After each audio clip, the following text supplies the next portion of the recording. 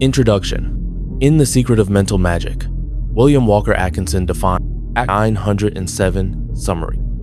Introduction. In The Secret of Mental Magic as the power magic. The Secret of Mental Magic, 1907 summary.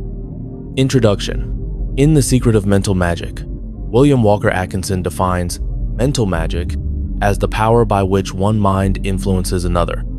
He explains that phenomena like fascination, hypnotism, persuasion, and even superstition are all examples of this single force. By mental magic, he means all of the wonderful instances of the influence of one mind over another.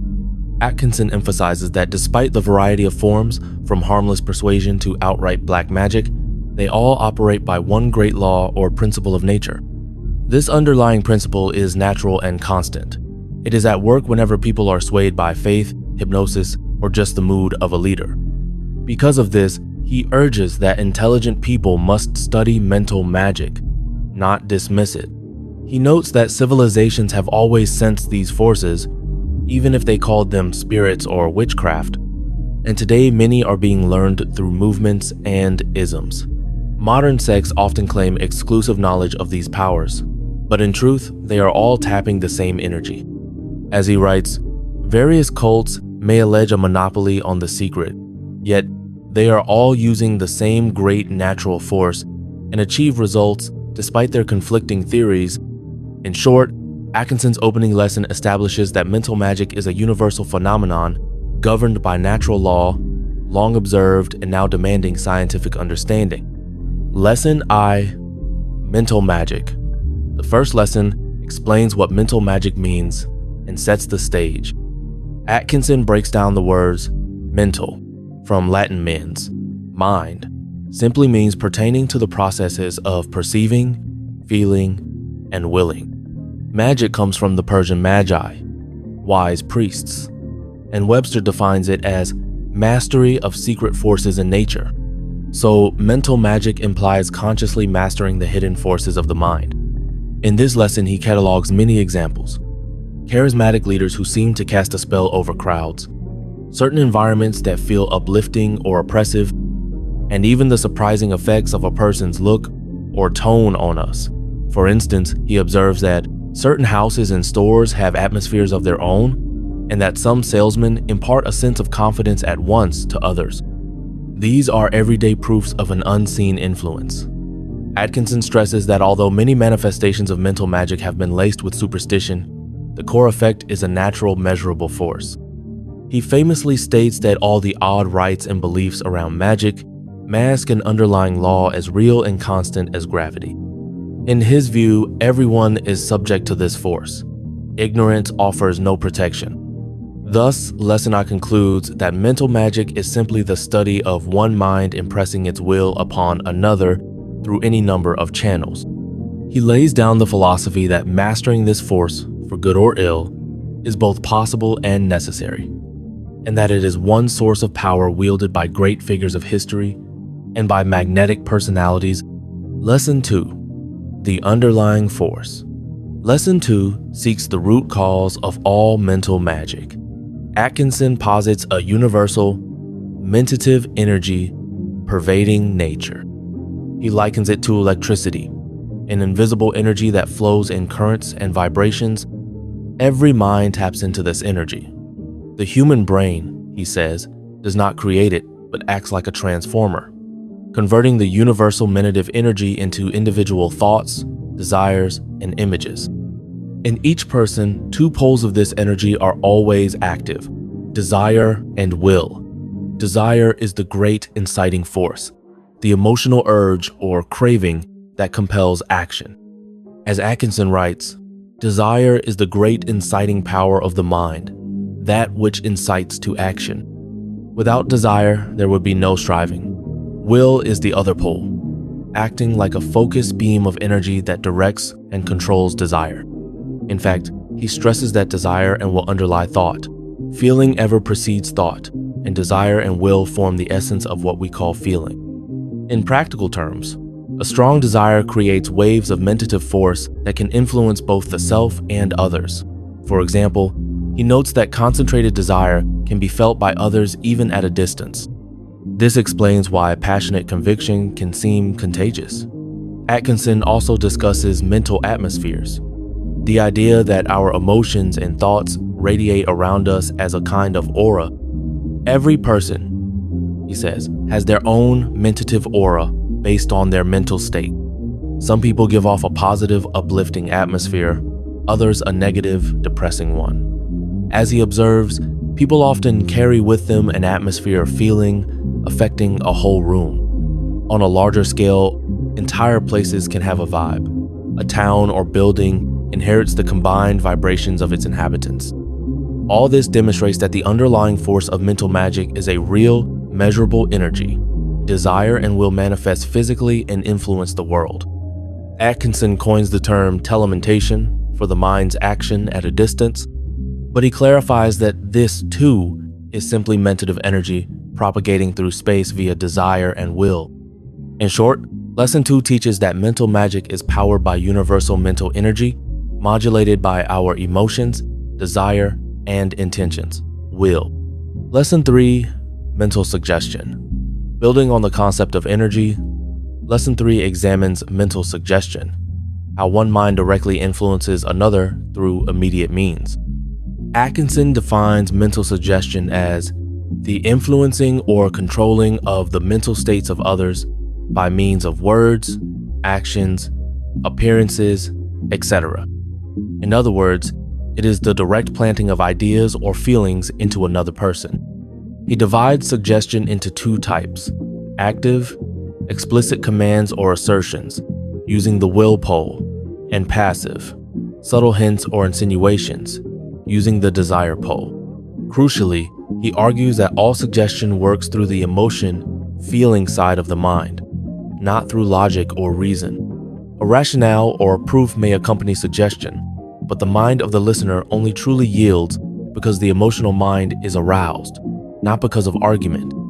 Atkinson further analyzes suggestion along 4 lines of action, illustrating how suggestions influence people. Obedience. People often accept suggestions simply because they come from an authority or are stated with confidence. When someone speaks in a firm, assured tone, as an expert or leader, listeners frequently acquiesce quietly, without critical thought. He notes this is why we, as a rule, obey figures of authority, even imposters, in matters of belief or behavior. Thus, a bold assertion, made positively, will be accepted by many as true just because of the manner in which it is delivered. Imitation. Humans are deeply imitative animals. Atkinson compares us to sheep and apes. We unconsciously mirror the behaviors, styles, and moods of those around us. For example, man is essentially an imitative animal who will ape the mannerisms of others. This is seen in fashions or trends. One person adopts a style, and others follow suit unquestioningly. Even emotions spread contagiously in groups. We catch enthusiasm or despondency simply by being near others who express them. Association. Words, gestures, and symbols have emotional associations that can automatically trigger mental states. Atkinson explains that certain cues are linked in our minds to feelings from past experience. Seeing another's expression or hearing a charged word essentially induces in us a similar mood. He gives an example. The word horror, when spoken to someone who knows its meaning, immediately reproduces the feeling of horror in their mind. But if you say that word to someone unfamiliar with it, nothing happens. Thus, every word or gesture is only an outward sign. It only suggests an emotion if the listener already associates it with a feeling. Effective suggesters deliberately use words and images that carry the desired emotional charge to their audience. Repetition.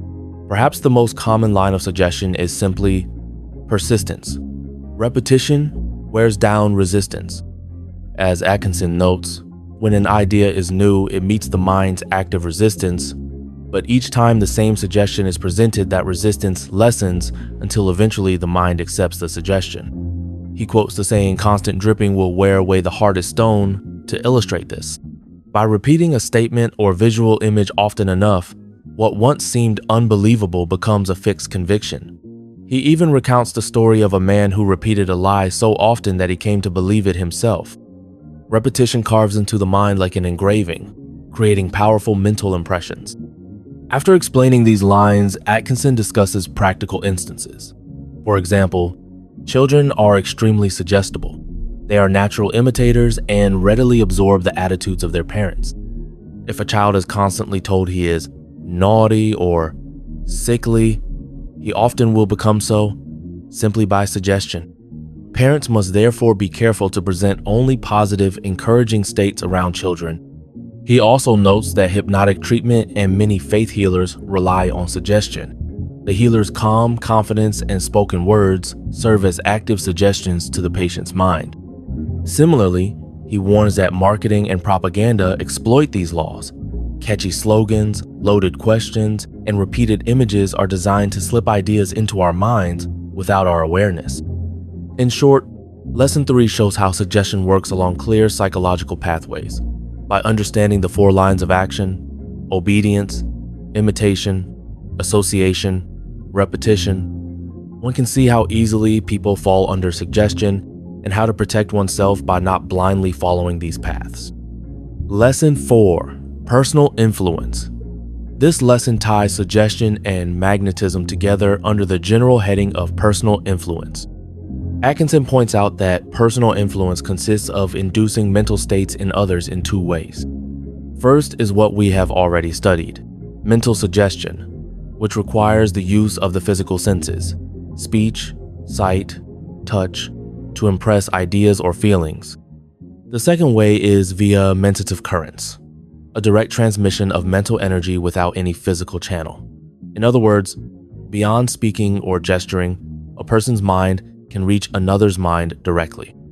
He even speaks of a kind of 6th sense or telemental sense that receives these subtle impressions. As he explains, personal magnetism is essentially this process. Some people emit a strong will, energy that others unconsciously pick up. Unlike suggestion, it does not use the eyes or ears. It operates by letting the mind feel the thoughts of the influencer. To illustrate, Atkinson gives a vivid example. Suppose you deliberately assume the physical posture of anger. Frown deeply. Clench your fists. Set your jaw in a hostile bite. After a few minutes, you will find that you actually grow angry in your mind. You become annoyed or fighty. The physical form has generated the emotion. Even more, if you then encounter another person, that person will likely pick up on your attitude. He will unconsciously take up the mental suggestion and start feeling combative as well. In short, your angry body language not only made you angry, but also transmitted anger to others around you. Atkinson says like begets like. Intense feelings and their outward signs tend to induce the same feelings in observers. He calls this technique acting your part. In personal influence, one may intentionally act out the behaviors of a desired mental state, even before truly feeling it. Every good actor does this. By playing a role sincerely, the actor stirs genuine feelings in the audience. In the same way, if you carry yourself as confident, energetic, or friendly, those attitudes will eventually infuse you and anyone watching. A real magnetic person is simply someone who habitually radiates certain emotions, a positive aura. Atkinson concludes that we can therefore use personal influence proactively. By consciously adjusting our expressions and demeanor, we shape our own mental state and the state of those around us. Lesson V: The Science of Telementation. Lesson V delves deeper into telementation, mind-to-mind influence over distance. Atkinson reiterates that all mental phenomena, suggestion, or telepathy derive from the universal mentative energy introduced earlier. He explicitly coined telementation to mean the mind's power at a distance, from Greek tele, far. In this lecture, he explores how mental forces propagate. He likens these forces to waves and currents. Intense feelings and images create ripples in the mental ether. Every thought or emotion has a vibrational pattern. These mentative waves can extend out from the thinker, and if tuned to a receptive mind, they can induce corresponding states. For example, Atkinson describes how visualization creates a powerful mind field. By vividly picturing a desired outcome, forming a strong mental image and filling it with eager desire and focused will, a person becomes a center of force. He calls this a center of desire force. From this center, powerful mentative currents flow outward like a whirlpool. These currents sweep around and around, always drawing in toward its center persons and things tending to fit the plan. In other words, by concentrating on a goal in mind, one magnetizes people and opportunities in harmony with that goal. Atkinson points out that this explains how great leaders and entrepreneurs manifest success. Their fervent purpose unconsciously draws needed resources and allies to them.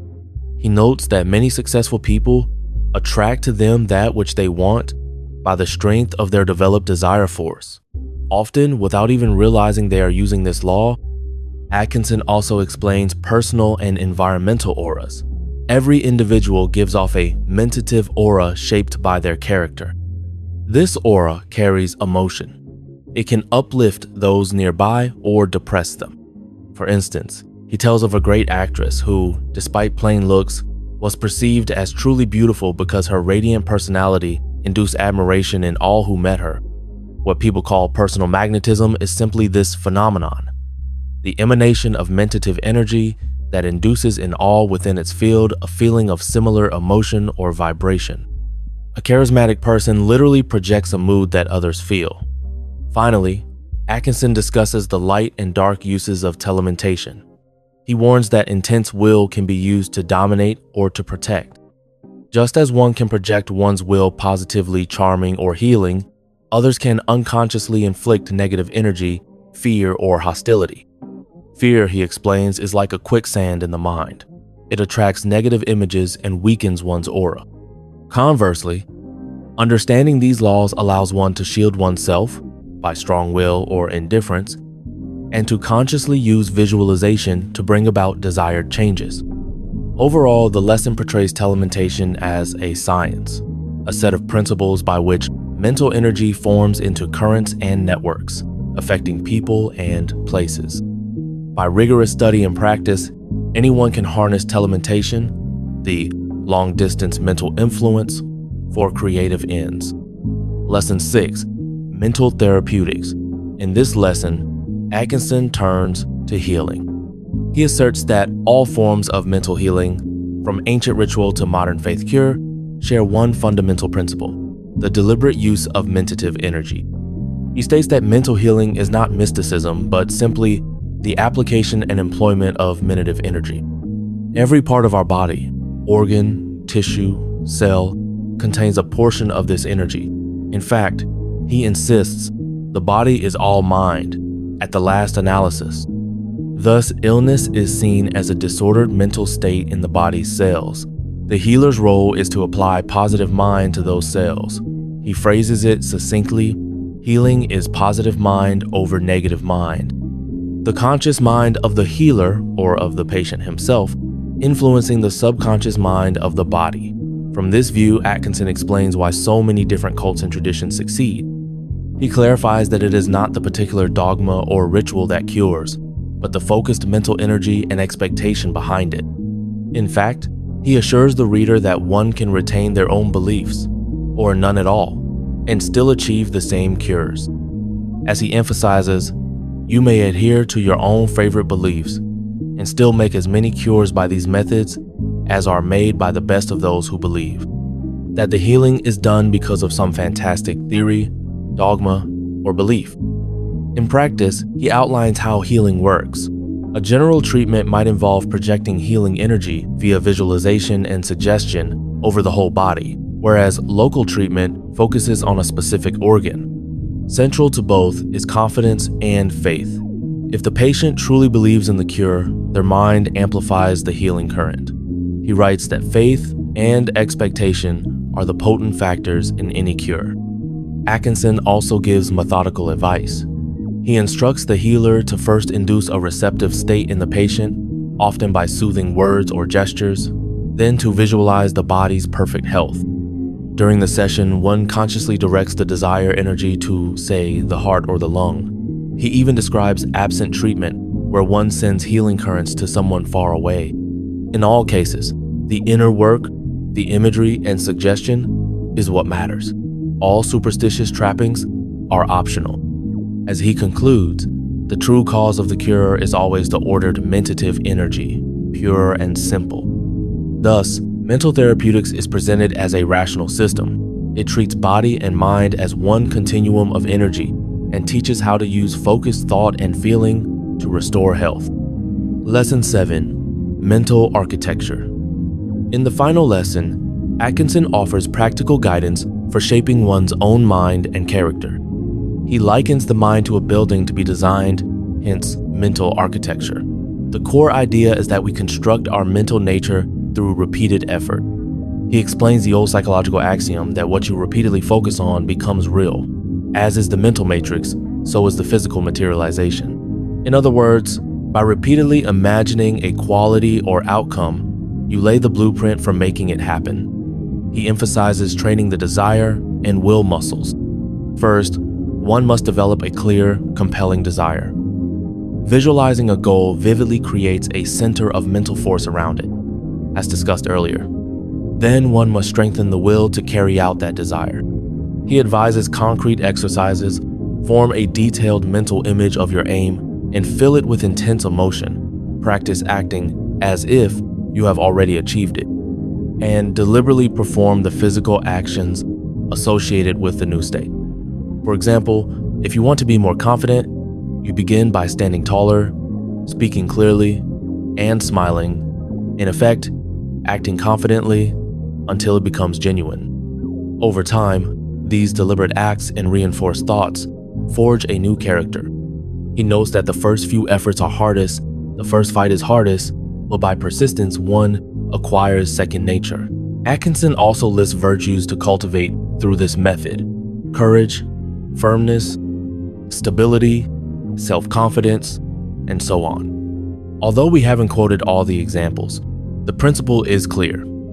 By building mental habits through auto-suggestion and repetition, one can make over one's personality. The energies of desire and will that he described in earlier lessons become the tools of self-improvement here. In closing, he stresses personal responsibility. Every individual can rebuild their mental architecture, shaping the very fabric of their mind through disciplined thinking and action. Conclusion. Across the 7 lessons, The Secret of Mental Magic treats mystical phenomena as manifestations of natural law. Atkinson consistently returns to the same themes. There is one underlying mental force, mentative energy, operating through desire and will, which can be deliberately harnessed. He defines and distinguishes mental suggestion and telementation, shows how they work in everyday life, influence, healing, persuasion, and finally explains how one can apply these laws to heal oneself and build character. The book remains in its original 1,907 tone, formal and systematic, and avoids supernatural speculations. It presents a cohesive system in which our thoughts, beliefs, and images are not mere abstractions, but active forces shaping reality. In his words, this approach boils down to positive mind over negative mind. By understanding and wielding our own mental forces, we can master the hidden powers of the mind.